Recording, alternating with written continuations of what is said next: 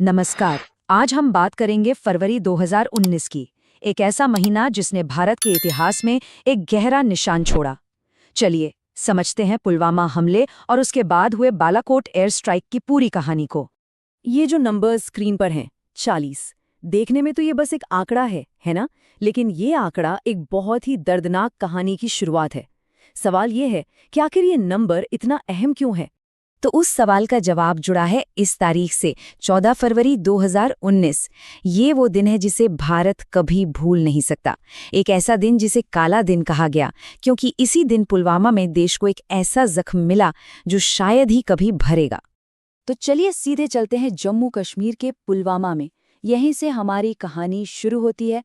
देखते हैं कि आखिर उस दिन हुआ क्या था और कैसे उस एक घटना ने पूरे देश को झकझोर कर रख दिया। ये कोई छोटा मोटा हमला नहीं था, ये एक बहुत ही विनाशकारी हमला था। निशाना बनाया गया था हमारे सीआरपीएफ के जवानों के एक काफिले को। सोचिए, एक आत्मघाती हमलावर ने आरडीएक्स से लदी एक गाड़ी सीधे जवानों से भरी बस में टकरा दी। धमाका इतना जबरदस्त था कि बस के परखच्चे उड़ गए और उसी पल भारत ने अपने 40 बहादुर जवानों को हमेशा के लिए खो दिया। और इस बर्बर हमले की जिम्मेदारी ली पाकिस्तान में बैठे आतंकी संगठन जैश-ए-मोहम्मद ने। जैसे ही ये खबर देश में फैली, मानो एक लहर दौड़ गई, दुख और गुस्से की। पूरा देश एक साथ खड़ा हो गया। हर शहर, हर गली में लोग सड़कों पर उतर आए। कहीं मोमबत्तियां जल रही थी तो कहीं इस कायरतापूर्ण हमले के खिलाफ जोरदार प्रदर्शन हो रहे थे। सब अपने शहीदों को श्रद्धांजलि दे रहे थे।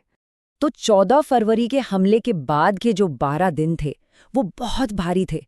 पूरे देश में मातम था और साथ ही एक इंतजार भी। इंतजार एक जवाब का। हर कोई बस यही सोच रहा था कि अब क्या होगा। और फिर 12 दिन बाद 26 फरवरी को भारत ने जवाब दिया। दुख और गुस्से के उस माहौल को अब कार्रवाई में बदलने का वक्त आ गया था। भारत ने एक बहुत बड़ा और निर्णायक कदम उठाया और वो कदम था बालाकोट एयर स्ट्राइक। सिर्फ 12 दिन, जी हाँ, पुलवामा हमले के ठीक 12 दिन के अंदर भारत ने एक ऐसा जवाब दिया जिसकी किसी को उम्मीद नहीं थी। इससे पता चलता है कि ये प्रतिक्रिया कितनी तेज और कितनी मजबूत थी। अब देखिए, इन दोनों घटनाओं में जमीन आसमान का फर्क था।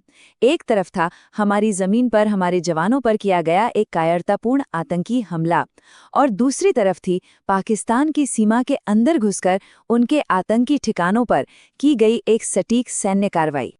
इस ऑपरेशन को अंजाम दिया हमारी भारतीय वायुसेना के जांबाजों ने। उनका टारगेट बिल्कुल साफ था, पाकिस्तान के बालाकोट में जैश-ए-मोहम्मद का सबसे बड़ा ट्रेनिंग कैंप। और ये ऑपरेशन पूरी तरह कामयाब रहा। सूत्रों के मुताबिक वो कैंप पूरी तरह से तबाह कर दिया गया और वहां मौजूद बहुत सारे आतंकी मारे गए। इस जवाबी कार्रवाई के बाद तो जैसे देश का पूरा माहौल ही बदल गया। जो दुख और गुस्सा था वो अब गर्व में बदल चुका था। पूरे भारत में एक विजय उत्सव जैसा माहौल बन गया। हर कोई हमारी एयरफोर्स की बहादुरी को सलाम कर रहा था। तो ये थीं वो घटनाएं जिन्होंने भारत के दिलो दिमाग पर एक बहुत गहरी छाप छोड़ी। तो अब सवाल ये है कि आज इतने सालों बाद हम इन दिनों को कैसे याद करते हैं। 14 फरवरी की तारीख अब कैलेंडर में सिर्फ एक और तारीख नहीं है, इसे अब आधिकारिक तौर पर एक काला दिन के रूप में याद किया जाता है। एक ऐसा दिन जो हमें हमेशा उस भयानक हमले की याद दिलाता रहेगा। लेकिन ये दिन सिर्फ मातम मनाने का नहीं है, ये दिन है उन 40 वीर जवानों को याद करने का, उन्हें श्रद्धांजलि देने का, जिन्होंने देश के लिए अपनी जान कुर्बान कर दी।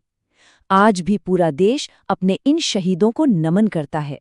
और जाते जाते एक सवाल जरूर मन में आता है कि आखिर कोई भी देश अपनी सबसे बड़ी त्रासदियों को अपनी यादों का एक ऐसा हिस्सा कैसे बनाता है जिससे वो कमजोर नहीं बल्कि और मजबूत हो।